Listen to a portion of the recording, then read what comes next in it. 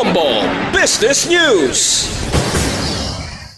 Ginhingyo sang samahang industriya ng agrikultura sa gobyerno nga hindi pagdayunon ang pagpanubo sang taripa sa imported nga karne sang baboy, manok kag mais. Kun panubuan ini suno sa grupo bisan ano pa kadako o kun kagamay nga porsyento, isa ini kapag traidor sa lokal nga sektor sang agrikultura kag sa ekonomiya sang pungsod. Kun magsalig naman sa imported suno sa grupo, mas ma-expose ang Pilipinas sa mahuyang nga global food supply nga hindi man sini sarangan makontrol. Ginplaster ban sini ang data nga nagdangat ang pork import salin sa 300 million kilos ang 2016 pasaka sa 891 million kilos ang 2025.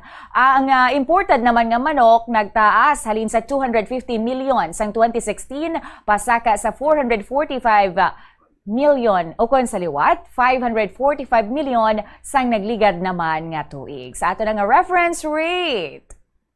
Bombo Foreign Exchange Update is brought to you by Quinbank Business Banking.